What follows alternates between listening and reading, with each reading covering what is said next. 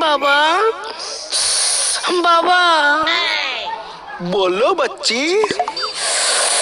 बाबा दुख छे। जो बालिका हमर चेला के पास सुबह से हमरो कंठ सुखाय छे। बाबा बाबा पेट दुखे छे। दिखाओ बालिका। कहाँ दुखता है तेरा पेट? मारूंगा फूक, सब मिट जाएगा तेरा दुख। दिखाओ। बहुत नरम है बालिका। ए बालिका, अनर्थ हो जाएगा। ये मेरा हाथ तुम कहाँ लेके जा रही हो? तुमको पता नहीं है हम पलटू दास का चेला है। चलो दूर हो जाओ मेरे नजर से। बाबा शक्ति दो।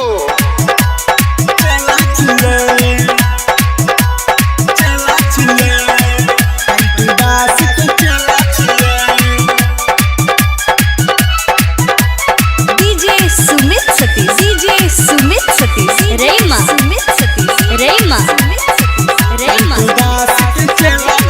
लाडली रिकॉर्डिंग स्टूडियो चौसा बाजार।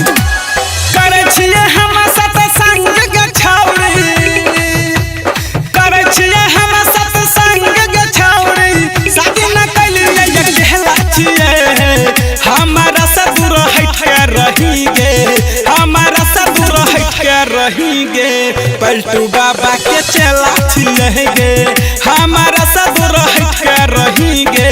पलटू दास के चेला छिए गे, पलटू बाबा के चेला छिए। करे छिए हम सत्संग के छौरी, शादी न कैलिए ये कहला छिए हमारा से दूर हट के रहीगे। पलटू दास के चेला छिए गे, हमारा से दूर हट के रहीगे। पलटू दास के चेला छिए।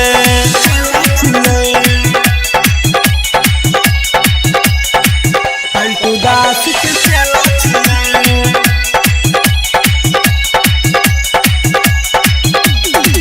हमारा से दूर हट के रहीगे। पलटू दास के चेला छिए। चेला छिए।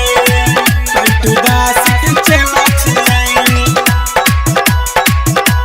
लाडली रिकॉर्डिंग स्टूडियो चौसा बाजार। हमर कहना मानिल छौरी होय तो जिंदगी धान गे। सम सवेरे सुनल करी है पलटू दास के प्रवचन गे। पलटू दास के प्रवचन गे। पलटू दास के प्रवचन। हाँ हमर कहना मानिल छौरी होय तो जिंदगी धान गे। सम सवेरे सुनल करी है पलटू दास के प्रवचन गे। मोहमाया में फसबल हमें, मोहमाया में फसबल हमें। 4 दिन गई खेला छिए हमारा से दूर हट के रहीगे। पलटू दास के चेला छिए गे, पलटू दास के चेला छिए।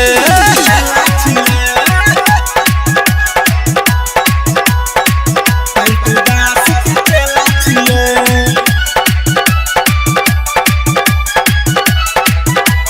डीजे सुमित रेमा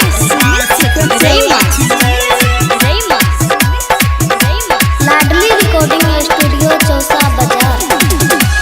कहे छहो राजू राजा बनसी बोहलत बिया सगे।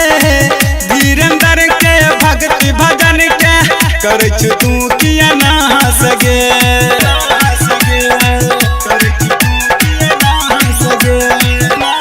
हाँ कहे छो राजू राजा बनसी बोहलत बिया सगे।